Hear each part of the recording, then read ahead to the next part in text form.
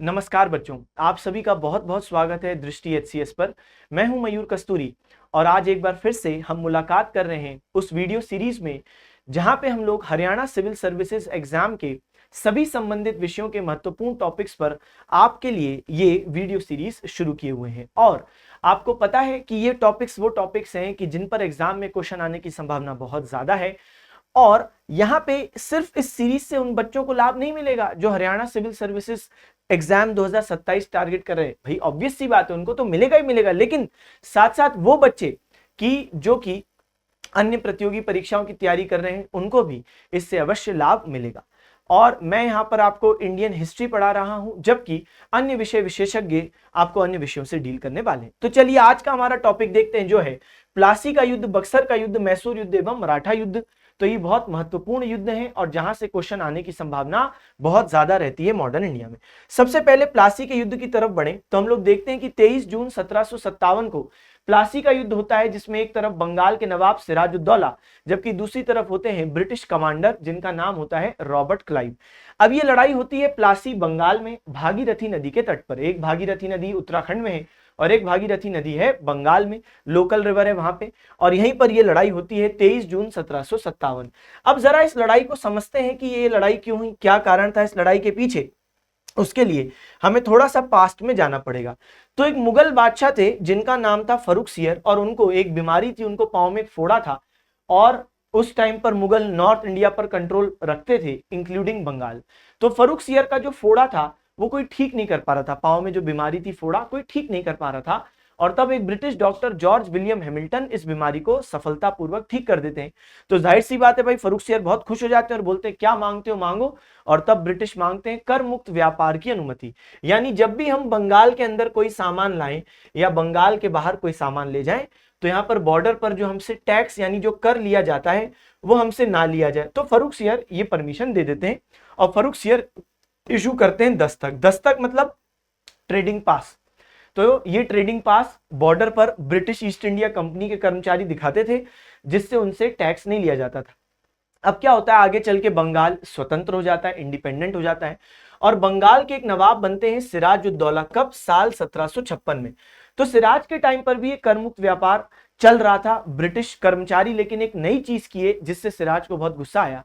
वो ये थी कि ब्रिटिश कर्मचारी कंपनी के नाम पर अपना खुद का निजी व्यापार चला रहे थे। जैसे मान लो कि एक देश है चाइना, अब कंपनी का कोई कर्मचारी चाइना गया, वहां से 100 रुपए का कंपनी का सामान खरीदा और 50 रुपए का अपना खुद का निजी सामान यानी खुद का पर्सनल सामान खरीद लाया, और बॉर्डर पर दिखाता है कि पूरा 150 का सामान कंपनी का है, पूरे 150 के सामान पर उसने क्या लगा दिया? दस्तक लगा दिया। जबकि उसने गलत किया, उसने चीटिंग की। कायदे से 100 रुपए का सामान ही था जो कि कंपनी का सामान था, बाकी 50 रुपए का सामान उसका पर्सनल सामान था जिस पर उसको टैक्स देना चाहिए था। मगर वो अपने 50 रुपए के टैक्स पर 50 रुपए के सामान पर भी टैक्स बचाने के लिए पूरे सामान को कंपनी का सामान बताकर पूरे पर दस्तक लगा के उसको बंगाल के अंदर ले आ रहा था, जिससे सिराज को बहुत गुस्सा आया क्योंकि उसका नुकसान बढ़ता जा रहा है, उसको टैक्स कम प्राप्त हो रहा है। तो ये हो गया सबसे पहला कारण, दस्तकों का दुरुपयोग। दूसरा, यहां पर ब्रिटिशों की बंगाल में एक फैक्ट्री थी जिसका नाम था फोर्ट विलियम। तो यहाँ पे ये उनका गोडाउन था, यहाँ पे वो सामान अपना रखते थे, लेकिन बिना सिराज उद दौला की परमिशन के उन्होंने इस किले के इर्द गिर्द ऊंची दीवारें खड़ी कर दी, मतलब इसको एक बकायदा एक किला बना दिया। तो इनको अनुमति किसकी थी? इनको अनुमति मिली थी कि आप इसको बना दो, क्या आप इसको एक फैक्ट्री एक गोडाउन बनाओ, लेकिन इन्होंने तो एक किला बना दिया। तो जिससे ऑब्वियस सी बात है कि नाराज हुए सिराज। फिर यहाँ पर भारी बंदूक यानी हैवी गन्स भी तैनात कर दी, हैवी गन्स डिप्लॉय कर दी। हैवी गन्स भारी बंदूकें यहाँ पर बेटा डिप्लॉय कर दी, तैनात कर दी भारी बंदूकें। तो ये भी बात सिराज को बिल्कुल पसंद नहीं आई कि भाई मैं बंगाल का नवाब हूं, आखिर आप मुझसे पूछो तो सही कि क्या कर रहे हो क्या नहीं कर रहे हो। अच्छा, फिर सिराज के दरबार में एक व्यक्ति था कृष्ण वल्लभ, और सिराज ने उसको वित्तीय धोखाधड़ी के इल्जाम में पकड़ा और निकाल दिया। और उसको शरण किसने दी? ब्रिटिशों ने उसको शरण दी, कृष्ण वल्लभ को। तो अब आप सिराज के दुश्मन को शरण दोगे तो सिराज तो ऑब्वियस सी बात है गुस्सा करेगा ही करेगा। फिर सिराज की एक मौसी थी जिसका नाम था घसीटी बेगम। अब ये नाम आप जीवन भर नहीं भूलना, क्या नाम था बच्चे? घसीटी बेगम, सिराज की मौसी। तो हुआ ये कि इनको भी बनना था नवाब। तो 1756 में ये सिराज को कहती हम बनेंगे नवाब। अरे सिराज ने बोला आप मौसी हो, इसका ये मतलब नहीं है कि आप कभी कुछ भी बोलोगे, इज्जत कर रहे हैं, लेकिन आज के बाद कभी नवाब बनने की बात मत करना। लेकिन इतने में ब्रिटिश कहते कि नहीं नहीं नहीं, हम तो मौसी को ही समर्थन देते हैं, मौसी जी ही बनेंगी। अरे सिराज ने बोला मैं जानूं, मेरी मौसी जाने, आप कौन होते हो? तो अब सिराज ने सोच लिया पानी हो चुका है सर के ऊपर, क्योंकि ये जो कारण है जो मैंने आपको बताया, सबसे पहले कंपनी के कर्मचारियों द्वारा दस्तकों का दुरुपयोग, फोर्ट विलियम फैक्ट्री की किलेबंदी यानी फोर्टिफिकेशन ऑफ फोर्ट विलियम।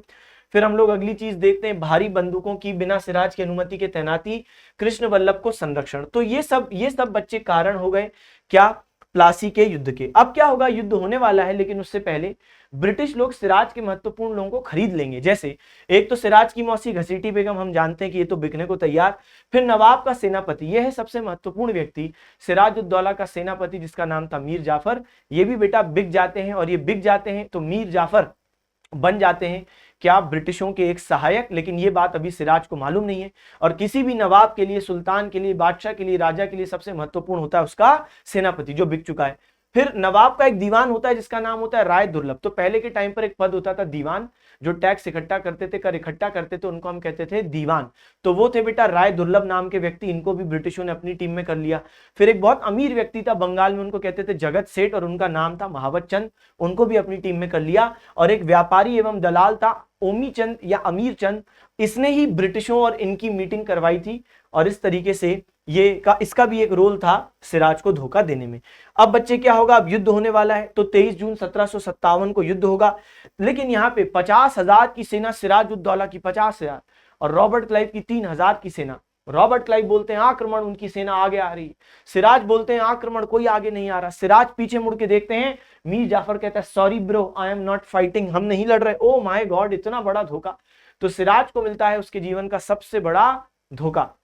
लेकिन फिर भी युद्ध तो होता है, हम बोल रहे हैं भाई प्लासी का युद्ध हुआ है तो कोई तो लड़ा होगा।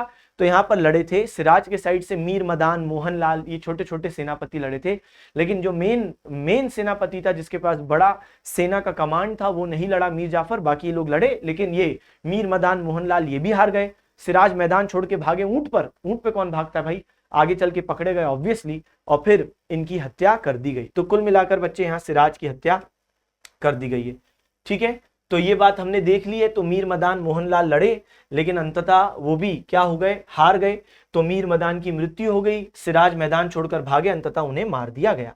अब देखो आगे की कहानी क्या है। अब ब्रिटिश सोचते हैं कि अब हम किसको बनाए अगला नवाब, किसी ना किसी को तो कठपुतली नवाब हमको बनाना है। तो तब ब्रिटिश इतने में तलाश कर रहे, इतने में मीर जाफर कहता है अरे हमको बनाओ। तो ये है मीर जाफर जो कहता है हमको बनाओ अगला नवाब। तो अगला नवाब बन जाता है मीर जाफर, मगर ये कठपुतली नवाब है। क्योंकि देखो सिराज तो अपने दम पे बने थे ना, ध्यान रखो बेटा, सिराज तो 1756 से 57 ये अपने दम पे नवाब बने थे।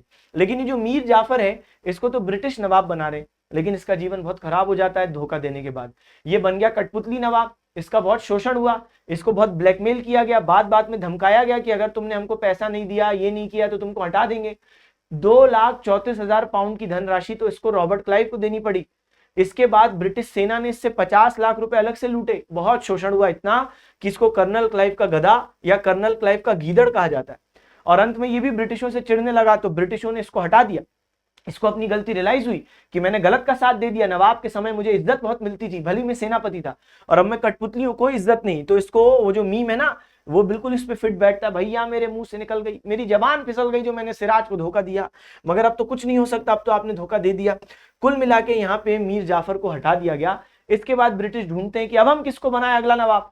तब मीर कासिम कहता है हमको बनाओ। ये मीर कासिम मीर जाफर का ही दामाद है। तो दामाद जी अंगना में पधारे। सोचो, मीर कासिम अपने ही ससुर जी को धोखा दे रहे हैं, और 1760 में बन गए अगले बंगाल के नवाब। लेकिन ये बड़ा स्मार्ट व्यक्ति था, इसको मालूम था कि जिस तरीके से मीर जाफर ने पद और पैसे की लालच के लिए सिराज को धोखा दिया, जिस तरीके से मैं खुद मीर कासिम अपने ससुर जी को धोखा दे रहा हूं, आज नहीं तो कल कोई ना कोई ऐसा व्यक्ति होगा जो ब्रिटिश ढूंढ लेंगे, जो मेरा अपना होगा और मुझे ही धोखा देगा।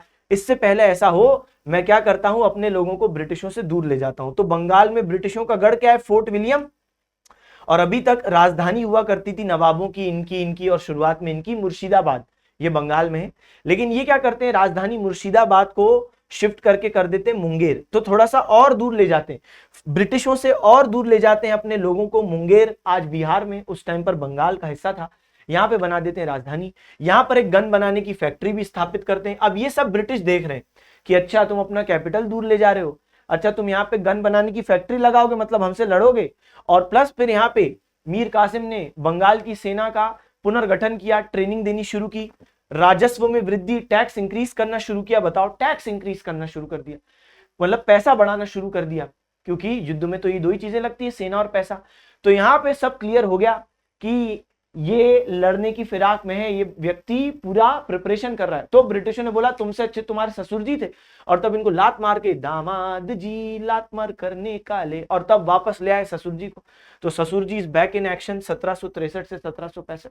लेकिन मीर कासिम चुप बैठने वाला नहीं था। जब इसको बंगाल के नवाब के पद से हटाया तो ये अपने दोस्त के पास गया अवध। अवध में इसका एक दोस्त है जिसका नाम है शुजाउद्दौला। तो ये है शुजाउद्दौला। इसने शुजाउद्दौला को कहा कि चलो मेरे साथ, हमें बदला लेना है ब्रिटिशों से। तो मीर कासिम और मीर कासिम के साथ बेटा कौन, तो यहाँ पे शुजाउद्दौला, और ये दोनों मिलके जाते हैं मुगल बादशाह जिनका नाम होता है शाह आलम सेकंड। तो मुगल बादशाह के पास जाते हैं और बोलते हैं कि अरे ऐसे पड़े पड़े मर जाएगा एक दिन, तुझे अपने पूर्वजों जैसे अच्छे दिन नहीं चाहिए क्या? वो देख अकबर, वो देख शाहजहां ने क्या क्या किया, और तू देख क्या कर रहा है। और तब इसको भी गुस्सा आया, इसने भी कहा कि चलो। तो शाह आलम सेकंड, तो बेटा ये तीनों लड़ रहे हैं ब्रिटिशों से अब, और इनका जो कमांडर है ब्रिटिशों का इस बार, तो वो है हेक्टर मुनरो। 22 अक्टूबर 1764 को ये लड़ाई होगी जिसमें हेक्टर मुनरो जीतेगा, और ये तीनों अनमोल रतन हम साथ साथ हैं हार जाएंगे। तो देखो 23 जून 1757 को प्लासी की लड़ाई हुई। प्लासी आज बंगाल में है। और 22 अक्टूबर 1764 को बक्सर की लड़ाई हुई। और ये जो बक्सर है बच्चे, आज ही जगह बिहार में है, लेकिन मैं बार बार कह रहा हूं उस टाइम पर बिहार बंगाल का ही हिस्सा था। तो यहां पर हेक्टर मुनरो की जीत हो गई। तो यहाँ पे देखो मीर कासिम, अवध के नवाब शुजाउद्दौला और शाह आलम द्वितीय, तो ये लोग बक्सर के युद्ध 22 अक्टूबर 1764 में यहाँ पे अंग्रेजों को ललकारा, लेकिन हेक्टर मुनरो ने यहाँ पे जीत हासिल करवा दी। पहले किसने जीत हासिल करवाई ब्रिटिशों को? तो रॉबर्ट क्लाइव। चलो अब हम पढ़ते हैं आंग्ल मैसूर युद्ध। जब मैं ये शब्द कहता हूं आंग्ल यानी एंग्लो, तो आंग्ल यानी एंग्लो का मतलब होता है बच्चे ब्रिटिश। तो आंग्ल यानी एंग्लो का मतलब क्या होता है? ब्रिटिश। और मैसूर एक राज्य था। तो यहां पर हम नोटिस करेंगे आंग्ल मैसूर युद्ध 4 युद्ध, यानी ब्रिटिशों और मैसूर के बीच के जो युद्ध हैं वो 4 हैं यहां पर। मैं लेकिन आपको वो 4 युद्ध बताने से पहले 2 टीम बताऊंगा। एक टीम में मैसूर और फ्रेंच मौजूद है। तो देखो टीम नंबर 1, ये लोग पक्के दोस्त हैं। कौन कौन? तो एक तरफ मौजूद है मैसूर और एक तरफ मौजूद है फ्रेंच। तो ये हो गए आपके पक्के दोस्त। मैसूर का हेड है हैदर अली, और यहाँ पर फ्रेंच के कब्जे में देखो एक जगह है माहे। तो ये लोग पक्के दोस्त है। फिर देखो टीम नंबर 2 दिखाता हूं, तो ये लोग भी पक्के दोस्त हैं आपस में। इनमें एक तरफ मौजूद है ब्रिटिश। तो यहाँ पर आप देखोगे ये जो मद्रास है ये ब्रिटिशों के पास था। फिर ये आपको एक राज्य दिख रहा होगा, तो बच्चे ये राज्य है कर्नाटक। तो इसको हम कहते हैं कर्नाटक। इंग्लिश में इसको ऐसे लिखेंगे। तो आज का कर्नाटका नहीं है ये, तो ये कर्नाटक राज्य है। और यहाँ पर जो तीसरा स्टार आपको दिख रहा है, तो यहाँ पे एक राज्य था जिसका नाम है त्रावणकोर, जो वर्तमान केरल वाला क्षेत्र है। तो इन तीनों की एक टीम है। अब देखो 4 युद्ध में आपको पढ़ाने वाला हूं। सबसे पहला युद्ध पढ़ते हैं। तो जो सबसे पहला युद्ध है बच्चे वो होगा 1767 से 1769 के बीच, प्रथम आंग्ल मैसूर युद्ध। यहाँ पे कारण क्या थे? कारण थे हैदर की फ्रेंच से निकटता। ये बात ब्रिटिशों को अच्छी नहीं लग रही, क्योंकि हैदर के पास है मैसूर, और अगर मैसूर फ्रेंच का दोस्त है तो पूरे मैसूर में किसका सामान बिक रहा है? फ्रेंच का। ब्रिटिशों का सामान बिक नहीं रहा। ये बात ब्रिटिशों को बुरी लग रही है कि हमारा सामान नहीं बिक रहा है, और इसलिए ये हैदर से नाराज है, लड़ने का सोच रहे हैं। प्लस हैदर का कर्नाटक से सीमा विवाद, जैसे भारत और पाकिस्तान का कश्मीर विवाद है ना। हम कहते हैं कश्मीर हमारा है और हमारा ही है, वो कहते हैं पाकिस्तान वाले कश्मीर उनका, जबकि उनका नहीं है। वैसे ही यहां पर इन दोनों के भी बेटा कुछ बॉर्डर डिस्प्यूट थे मैसूर और कर्नाटक के। तो ये लड़ाई मैसूर और कर्नाटक के बीच शुरू हो जाती है। लेकिन कर्नाटक किसका पक्का दोस्त है? ब्रिटिश। तो ब्रिटिश अपने दोस्त कर्नाटक को बचाने के लिए हैदर से लड़ते हैं। वो तो वैसे ही मौका ढूंढ रहे थे, क्योंकि हैदर फ्रेंच से क्लोज है। तो ये पहला युद्ध होता है, और इस युद्ध के अंत में मद्रास की संधि होती है। सबसे कमाल बात सुनो, युद्ध में कौन जीतता है? गोल्डन शब्द बता रहा हूं, हैदर अली की यहां पर बेटा जीत हो जाती है। बताओ कि एक भारतीय शासक ने ब्रिटिशों को हरा दिया। और यहाँ 1769 में मद्रास की संधि होती है, जिसमें यह तय किया जाता है कि अब से ब्रिटिश और हैदर दोस्त हैं। ये लोग संधि में ऐसी बात करते हैं कि सुनो हैदर, अब से हम दोनों दोस्त हैं, तो तुम और हम दोस्त हैं, और अगर हम दोनों पर कभी किसी तीसरे ने हमला किया तो हम दोनों मिलकर उस तीसरे से लड़ेंगे। इन्होंने ये बोल दिया कि अगर हम दोनों पर कभी किसी तीसरे ने हमला किया तो हम दोनों मिलकर उस तीसरे से लड़ेंगे। अब हुआ क्या कि बेटा 1771 में 1771 में मराठों ने हमला कर दिया। तो देखो 1769 में मद्रास की संधि हुई, और 2 साल बाद 1771 में यहां पर जो पेशवास टेरिटरी दिख रहा है ये मराठे हैं। मराठों ने मैसूर पर हमला कर दिया, और मद्रास की संधि क्या कह रही थी कि अगर हमला कर दिया है मैसूर पर किसी ने तो ब्रिटिश मदद करने आएंगे, मगर ब्रिटिश मदद करने नहीं आए। तो ये बात बहुत बुरी लगी हैदर को कि ब्रिटिश अपने जबान के खोटे हैं और वो धोखेबाज हैं और वो अपनी मद्रास की संधि को उल्लंघन कर दिए। फिर होता यह है कि साल 1780 में ब्रिटिशों ने माहे पर अटैक कर दिया, और तुम्हें मालूम है माहे किसके पास है? फ्रेंच। और फ्रेंच किसका पक्का दोस्त है? मैसूर। तो मैसूर अपने दोस्त फ्रेंच को बचाने के लिए ब्रिटिशों से लड़ेगा, क्योंकि वैसे ही हैदर नाराज है, मैसूर नाराज है ब्रिटिशों से कि उन्होंने मद्रास की संधि का उल्लंघन किया और प्लस अब उनके दोस्त पर हमला किया। तो यहाँ पे दूसरा युद्ध शुरू होगा। तो बेटा पहला युद्ध चला था 1767 से 69, मद्रास की संधि के साथ समाप्त हुआ, और दूसरा युद्ध चलेगा 1780 से 1784। और यहां पर हम देखते हैं इस युद्ध के अंदर एक लड़ाई होती है। देखो एक युद्ध में कई लड़ाइयां होती है, युद्ध 4 साल चला, इस 4 साल में कई लड़ाइयां हुई, एक वॉर में कई बैटल होते हैं ना। तो एक लड़ाई हुई थी पोर्टो नोवो की लड़ाई, जहां पर ब्रिटिश कमांडर आयर कूट ने हैदर अली को हरा दिया। पोर्टो नोवो की लड़ाई, पोर्टो नोवो तमिलनाडु में। सोचो तो यहाँ पर बच्चे हमने क्या देखा, द्वितीय आंग्ल मैसूर युद्ध के दौरान वो नहीं हो पाएगा जो पहले में हुआ। यहाँ पर तो इस युद्ध में हैदर की जीत हुई, इस युद्ध के दौरान एक लड़ाई में हैदर की हार हुई। 1781 की वो पोर्टो नोवो की लड़ाई है, अभी मैं आपको थ्योरी दिखाऊंगा। और अगले साल हैदर की प्राकृतिक मृत्यु हो गई, नेचुरल डेथ हो गई। अब जब हैदर की नेचुरल डेथ हो गई भाई साहब, उसके बाद उनके बेटे हैं टीपू सुल्तान, वो इस युद्ध को जारी रखेंगे। 1784 आते आते ब्रिटिश और टीपू सुल्तान दोनों थक जाएंगे और दोनों बोलेंगे अब हम इस युद्ध को खत्म करते हैं। युद्ध अनिर्णायक निकला, इनकंक्लूसिव निकला, युद्ध का कोई रिजल्ट नहीं निकला। हाँ, युद्ध के एक लड़ाई में हैदर की हार हुई थी, बाकी ओवरऑल युद्ध अनिर्णायक निकला, ना कोई जीता ना कोई हारा। और फिर दोनों ने डिसाइड किया खत्म करते हैं, और फिर मंगलौर की संधि के साथ ये दूसरा युद्ध समाप्त हुआ। ठीक है, तो देखो हैदर ने अंग्रेजों पर मद्रास की संधि के उल्लंघन का आरोप लगाया। तत्कालिक कारण मैंने बता दिया, ब्रिटिशों का माहे पर कब्जा करने का प्रयास, और एक मैंने दीर्घकालिक कारण भी बता दिया, ब्रिटिशों ने मद्रास की संधि का उल्लंघन किया था। फिर पोर्टो नोवो में हैदर को आयरकूट के हाथों शिकस्त मिली, मंगलौर की संधि के साथ यह आपका दूसरा आंग्ल मैसूर युद्ध समाप्त हुआ। अब आ जाते हैं बेटा हम लोग कहां, तीसरे युद्ध की तरफ। 1790 से 1792 ये तीसरा आंग्ल मैसूर युद्ध है, थर्ड एंग्लो मैसूर वॉर है, 1790 से 92। अब देखो यहां पर क्या कारण है भाई, यहां पे भी कोई ना कोई कारण होगा, जाहिर सी बात है। कारण यह है कि यहां पर डच लोग मौजूद थे पहले, डच नीदरलैंड्स के लोग, और उनके पास कुछ क्षेत्र था जिसको वो बेच के जाना चाहते थे। मैसूर कहता है, टीपू सुल्तान कहता है मैं खरीदूंगा, त्रावणकोर कहता है मैं खरीदूंगा। तो टीपू और त्रावणकोर के बीच लड़ाई हो गई। अब तुम जानते हो ये त्रावणकोर किसका पक्का दोस्त है? ब्रिटिश। तो ब्रिटिश भी इस युद्ध में कूदे, और यहाँ पे टीपू सुल्तान की इस युद्ध में हार हुई। तो भाई इस बार तो हार ही हो गई है, अभी तक युद्ध में हार नहीं हो रही थी मैसूर की। पहला युद्ध तो जीत गए थे हैदर, दूसरा युद्ध अनिर्णायक निकला, लेकिन अब तो हार हो गई। और श्रीरंगपट्टनम की संधि के अंतर्गत ये तीसरा युद्ध समाप्त हुआ। तो श्रीरंगपट्टनम की संधि 1792, और यहाँ पे बहुत नुकसान हुआ। टीपू से 3 करोड़ रुपए लिए गए, आधा क्षेत्र लिया गया, और उसके 2 बेटों को ब्रिटिशों ने बंधक बना लिया। बाप रे। तो ये देखो ये है मैसूर तीसरे युद्ध से पहले, और फिर देखो तीसरे युद्ध के बाद मैसूर छोटा हो गया, ये क्षेत्र उससे ले लिए गए, तो मैसूर हो गया है छोटा। इतना ही नहीं, 3 करोड़ रुपए भी लिए, और यहाँ पर बच्चे, यहाँ पर इनके बच्चों को भी बंधक बना लिया। देखो ये एक बेटा, ये दूसरा बेटा, ये टीपू के बेटे हैं, इनको बंधक बना लिया। ये ब्रिटिश कमांडर है कॉर्नवालिस जो अपने साथ इन बच्चों को लेके जा रहा है। यानी स्थिति कुल मिला के बहुत खराब है। तो इस युद्ध में टीपू की हार हुई, श्रीरंगपट्टनम की संधि पर हस्ताक्षर किए, जिसके अनुसार टीपू को अपने राज्य का आधा हिस्सा कंपनी को सौंपना पड़ा। 2 बेटों को भी कंपनी को बंधक के रूप में सौंपना पड़ा, और 3 करोड़ रुपए भी यहाँ पे युद्ध क्षति के रूप में देने पड़े हैं। तो कुल मिलाकर बच्चे हमने ये पूरी चीज देख ली। तो यहाँ पे तीसरा युद्ध भी समाप्त हुआ। अब आ जाओ चौथा और फाइनल युद्ध। तो प्रथम आंग्ल मैसूर युद्ध मद्रास की संधि के साथ समाप्त, द्वितीय आंग्ल मैसूर युद्ध मंगलौर की संधि, तृतीय वाला श्रीरंगपट्टनम की संधि के साथ समाप्त, और चौथा युद्ध ये है बच्चे चौथा और आखिरी युद्ध। अब क्या है कि यहाँ पे ब्रिटिश गवर्नर जनरल था जिसका नाम था बच्चे वेलेस्ली।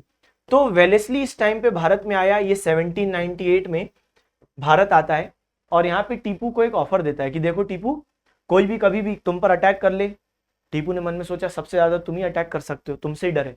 लेकिन ब्रिटिशों ने कहा, वेलेस्ली ने कहा कभी भी कोई तुम्हारे राज्य पर हमला कर सकता है, इसलिए हमने एक संधि हम लाए, एक डॉक्यूमेंट हम लाए हैं जिसका नाम है सहायक संधि, यानी सब्सिडरी अलायंस, और तुम इस पर साइन कर दो, क्योंकि अगर तुम इस पर साइन करते हो तो एक ब्रिटिश सेना तुम्हारे राज्य में रहेगी जो तुम्हारी सुरक्षा करेगी। अरे टीपू ने बोला हमें किसी की जरूरत नहीं है ब्रिटिशों की सुरक्षा के लिए, हमारी मैसूर की सेना काफी है।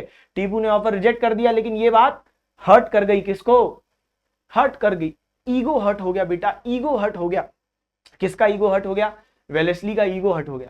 तो वेलेस्ली गुस्से में है कि मुझे मना कर दिया, और सही भी है भाई, ब्रिटिश सेना टीपू क्यों रखेंगे अपने राज्य में, ये कोई बात ही नहीं हुई। अच्छा, फिर टीपू को भी ये बात मालूम है कि कभी भी लड़ाई हो सकती है, क्योंकि वेलेस्ली को बुरा लगा, तो टीपू ने दुनिया भर में जितने भी ब्रिटेन के दुश्मन थे सबको पत्र लिखे कि हम लोग एक संगठन बनाते, जिसमें एक मेन पत्र लिखा फ्रांस के एम्परर नेपोलियन को, जो कि ब्रिटेन का बहुत बड़ा दुश्मन था। तो नेपोलियन को पत्र लिखा कि तुम भी आ जाओ।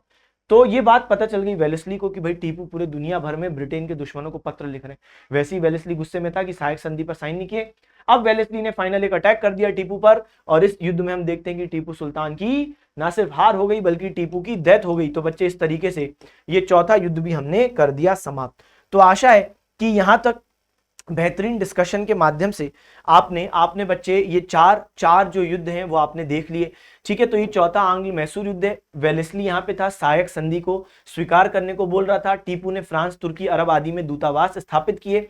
वेलेस्ली ने मैसूर पर हमला किया, टीपू की मृत्यु हुई और मैसूर के कुछ और क्षेत्रों को हड़प लिया गया। अब देखो यहाँ पे ये है तीसरे युद्ध के बाद का मैसूर, तीसरे के बाद। अब तीसरे युद्ध के बाद चौथा हुआ, टीपू की हत्या हुई और थोड़े और मैसूर को हड़पा गया। तो देखो मैसूर अब और छोटा हो गया ना, बिल्कुल सर, और छोटा हो गया मैसूर, बताओ।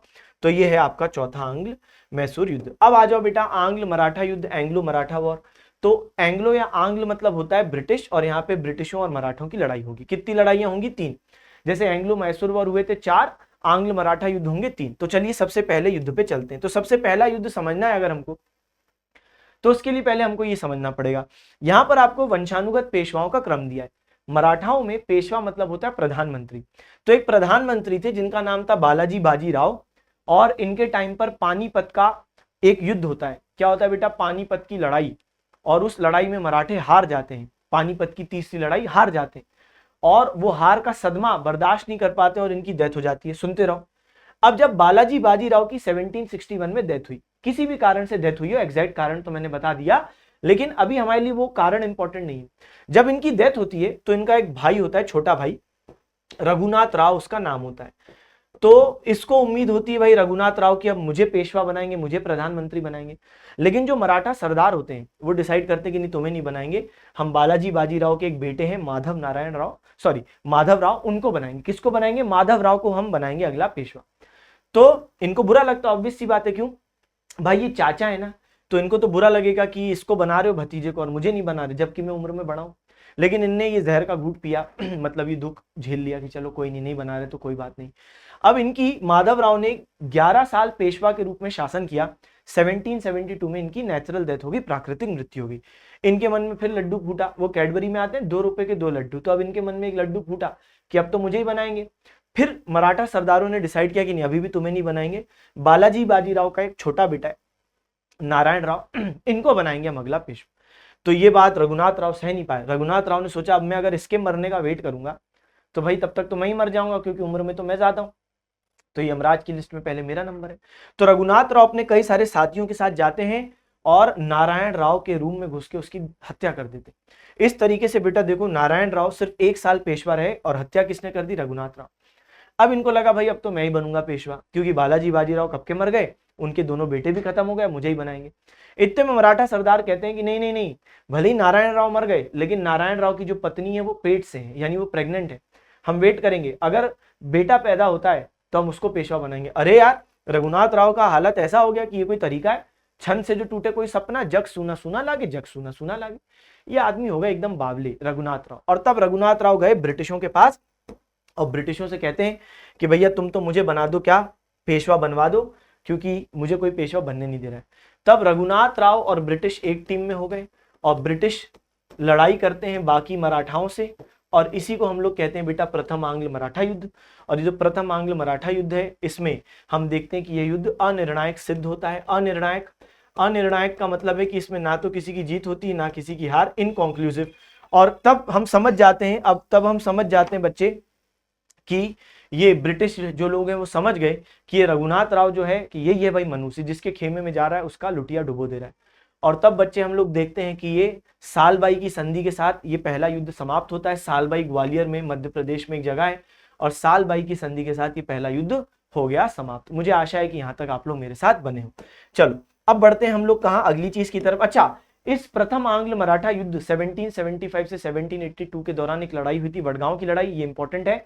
इस लड़ाई में हमने देखा कि हमारे मराठा कुछ सेनापति जैसे महज्जी शिंदे या महज्जी सिंधिया और तुकोजी राव होलकर, बेटा इन दोनों ने क्या किया, ब्रिटिश सेना को इस लड़ाई में हराया और उनसे 41,000 रुपए वसूले मुआवजे के रूप में। लेकिन ये सिर्फ एक लड़ाई की बात है, ओवरऑल युद्ध का कोई निर्णय नहीं निकला। तो वडगांव की लड़ाई दिमाग में रखना, प्रथम आंग्ल मराठा युद्ध के दौरान हुई। अब आ जाओ बेटा द्वितीय आंग्ल मराठा युद्ध। अब देखो पहला वाला युद्ध हुआ कब, 1775 से 82 सालबाई की संधि के साथ समाप्त हुआ। दूसरा युद्ध 1803 से 1805 के बीच, इसको हम कहेंगे द्वितीय आंग्ल मराठा युद्ध। अब ये युद्ध के पीछे क्या स्टोरी है जरा समझेंगे। क्या था ना बेटा, जैसे अलग अलग जो क्षेत्र थे, जो मराठा साम्राज्य का हिस्सा थे, वो अलग अलग परिवार देखा करते थे। जैसे इंदौर देखा करता था होलकर परिवार, फिर ग्वालियर देखा करता था सिंधिया परिवार। इसके अलावा यहाँ पर पेशवा देखते थे पूना और आसपास का क्षेत्र, अलग अलग लोग अलग अलग जगह देखते थे। लेकिन ये जो होलकर सिंधिया, ये समय के साथ बहुत स्ट्रांग हो गए, बहुत पावरफुल हो गए, बहुत स्ट्रांग। सबके पास अपनी एक सेना थी। शुरुआत में तो सब ये पेशवा के कंट्रोल में होते थे, लेकिन समय के साथ जब इनके पास खुद की सेना, खुद का पैसा आ गया, तो ये फिर इनकी सुनना बंद कर दी। और फिर एक समय आया जब यहाँ पे पेशवा थे बाजीराव द्वितीय। तो इस टाइम पर यहाँ पर एक व्यक्ति होते हैं यशवंतराव होलकर। तो यशवंतराव होलकर और बाजीराव द्वितीय के बीच में बिल्कुल भी बन नहीं रही थी। और यशवंतराव होलकर का सगा भाई, छोटा भाई विट्ठोजी होलकर एक बार पूना वाले क्षेत्र में घूमने आया, और तब पेशवा को पता लगा। पेशवा ने विट्ठोजी होलकर को हाथी के पांव के नीचे कुचलवाकर उसकी हत्या कर दी। अब ये बात ऑब्वियस सी बात है, जब बड़े भाई को पता चलेगी तो बड़े भाई शांत तो नहीं बैठेंगे। तो यशवंतराव होलकर को बहुत गुस्सा आया, और तब यशवंतराव होलकर अपनी सेना लेकर इन पर अटैक करने पहुंचे। सोचो, मराठा को मारने जा रहे हैं, यशवंतराव होलकर बाजीराव सेकंड पर अटैक करने पहुंचे। तो बाजीराव सेकंड गए ब्रिटिशों के पास। पहले युद्ध में रघुनाथ राव ब्रिटिशों के पास गए थे, दूसरे युद्ध में ये खुद पहुंच गए और ये ब्रिटिशों से संधि कर लिए कि भाई ठीक है, तुम्हारी कुछ सेना मुझे दो, मेरी रक्षा करेगी जो, मैं ही उसका पेमेंट करूंगा। इसी को हम सहायक संधि बोलते हैं। तो ये बसीन नाम की जगह पे साइन हुई थी, इसलिए इसको हम कहते हैं बसीन की संधि। तो यहाँ पर बच्चे दूसरा युद्ध ये शुरू हो गया, जहां पर एक तरफ है ब्रिटिश और ब्रिटिशों के साइड है बाजीराव सेकंड, जबकि होलकर दूसरे तरफ है। होलकर का साथ देने और भी लोग आ गए, जैसे कौन, जैसे भोसले, जैसे सिंधिया, ये लोग भी आ गए। लेकिन बेटा इस बार हार हो गई। पहला युद्ध तो अनिर्णायक निकला था, लेकिन इस बार इन लोगों की हार हो गई, और हार के उपरांत ब्रिटिशों ने इन लोगों से भी संधि करवाई। तो ध्यान दो बेटा, अलर्ट रहो। सालबाई की संधि पहले युद्ध के बाद हुई है 1782। फिर दूसरे युद्ध के शुरुआत में बाजीराव सेकंड खुद ब्रिटिशों से मदद मांगने गए, इसको हमने कहा बसीन की संधि। बसीन मुंबई के पास एक जगह है। फिर यहाँ पर देवगांव की संधि हुई है, जो किसके बीच हुई है, तो ब्रिटिश और भोसले के बीच देवगांव की संधि हुई। तो ब्रिटिशों ने इनसे भी संधि करवा ली कि सहायक संधि, कि तुम्हारे क्षेत्र में भोसले, अब हमारा ब्रिटिश आर्मी रहेगा, और एक ब्रिटिश रेसिडेंट, एक उच्च अधिकारी होता था, वो भी रहेगा। तुम्हारे सारे विदेशी मामले अब सरेंडर होंगे हमारे पास। तो ये संधि, बसीन की संधि में भी पेशवा बाजीराव सेकंड से यही बातें लिखवा ली थी, लेकिन ये तो खुद मदद मांगने गए थे, जबकि इनको तो हराने के बाद इनसे साइन करवाइए। सुरजी अंजनगांव की संधि, ये सिंधिया और ब्रिटिशों के बीच में होगी, तो ब्रिटिश इनसे भी ये सहायक संधि साइन करवा लेंगे, ठीक है। और फिर एक राजघाट की संधि, जो किसके बीच होगी, ब्रिटिश और होलकर के बीच होगी। तो ये दूसरे युद्ध के दौरान बेटा ये 4 संधियां दिमाग में रखो। बसीन, ये बाजीराव द्वितीय खुद मदद मांगने गए थे तो इनसे करवाई, और बाकी 3 लोग जो हार गए हैं उनसे देवगांव, सुरजी अंजनगांव और राजघाट की संधि करवाई है। यहाँ पर मैंने आपके लिए थ्योरी भी रखी है, तो अगर आप इसको डिटेल में देखना चाहें तो यहाँ पर बच्चे आपके लिए थ्योरी मौजूद है, तो इसके लिए परेशान नहीं होना। अब क्या होगा, अब हम बढ़ते हैं तीसरे और अंतिम आंग्ल मराठा युद्ध की तरफ, 1817 से 1818। क्या कारण है, असल में जिन लोगों से पिछले युद्ध में सहायक संधि साइन हुई है या ओवरऑल जो हारे हैं, उनको बहुत गुस्सा आ रहा है, उनको अपना पुराना गौरव, पुराना सम्मान चाहिए, उनको अपनी हार का बदला लेना है। यानी ये जो मराठे हैं ये ब्रिटिशों से लड़ने का मौका ढूंढ रहे हैं, इंक्लूडिंग पेशवा बाजीराव सेकंड। जबकि दूसरे युद्ध में तो पेशवा खुद मदद मांगने गए थे, लेकिन यहाँ पर वो खुद भी गुस्से में है, क्योंकि उनका पूरा स्वतंत्रता छीन लिया गया है। क्योंकि सहायक संधि में यही होता है, ब्रिटिश सेना आपके राज्य में रहेगी और आपको ही उसका पेमेंट करना है। एक ब्रिटिश अधिकारी रहेगा जो पूरी निगरानी रखेगा, पूरे आपके विदेशी मामले सरेंडर्ड होते हैं, मतलब बहुत परेशानी की बात होती है। इसीलिए बच्चे यहाँ पर मराठा लोग भी मौका ढूंढ रहे थे कि कैसे सहायक संधियों को हटाओ और कैसे ब्रिटिशों को हराओ और भगाओ। इतने में ब्रिटिश क्या करते हैं बच्चे, ब्रिटिश अटैक कर देते हैं पिंडारी पर। पिंडारी कौन होते हैं, पिंडारी होते हैं जो कि डकैत होते हैं, लुटेरे होते हैं, जो राहगीरों को लूटते थे, कई सारे ब्रिटिश अधिकारियों को भी लूटा। तो ब्रिटिशों ने पिंडारियों पर अटैक कर दिया। तो जब ब्रिटिशों ने पिंडारियों पर अटैक किया मराठा तो वैसे ही मौका ढूंढ रहे थे लड़ने का ब्रिटिशों से, तो मराठा पिंडारियों के साइड आ गए और तब ये लड़ाई जो ब्रिटिश और पिंडारी के बीच शुरू हुई थी वो मराठा प्लस पिंडारी हो गई, बाकी विपक्ष में है ब्रिटिश। लेकिन यहाँ पे ये लोग हार गए और हार के उपरांत जब हम देखते हैं कि हार गए तो यहाँ पर एक बड़ी इंपॉर्टेंट लड़ाई होती है ब्रिटिश और बाजीराव सेकंड के बीच में। सोचो, बाजीराव सेकंड तो दूसरे युद्ध में खुद ब्रिटिशों से मदद मांगने गए थे, बसीन की संधि, लेकिन इस युद्ध में वो ब्रिटिशों के खिलाफ थे और एक लड़ाई होती है जिसको हम कहते हैं भीमा कोरेगांव की लड़ाई। तो यहाँ पे मराठों की हार हो गई, पेशवा पद को समाप्त कर दिया। ब्रिटिश इससे बहुत नाराज थे कि तू सबसे बड़ा धोखेबाज है, तूने दूसरे युद्ध में हमसे मदद मांगी थी और आज हमारे खिलाफ है। पेशवा पद समाप्त कर दिया। पेशवा बाजीराव सेकंड को पूना से हटा के कानपुर के पास बिठूर नाम की एक जगह है बेटा, वहां भेज दिया और इस प्रकार पेशवा बाजीराव द्वितीय अंतिम पेशवा हैं। फिर भीमा कोरेगांव की लड़ाई हुई थी बाजीराव द्वितीय ब्रिटिशों के बीच 1 जनवरी 1818, जिसमें ब्रिटिश जीत गए थे और पेशवा ऑब्वियस सी बात है हार गए थे। तो ये पूरी कहानी बच्चे मैंने आपसे डिस्कस कर ली। तो इस तरीके से आज हमने ये युद्ध कर ली। मुझे आशा है कि आपको ये क्लास अच्छी लगी। कमेंट सेक्शन में जरूर बताइएगा कैसी लगी। Okay, bye bye, thank you, tata, see you again.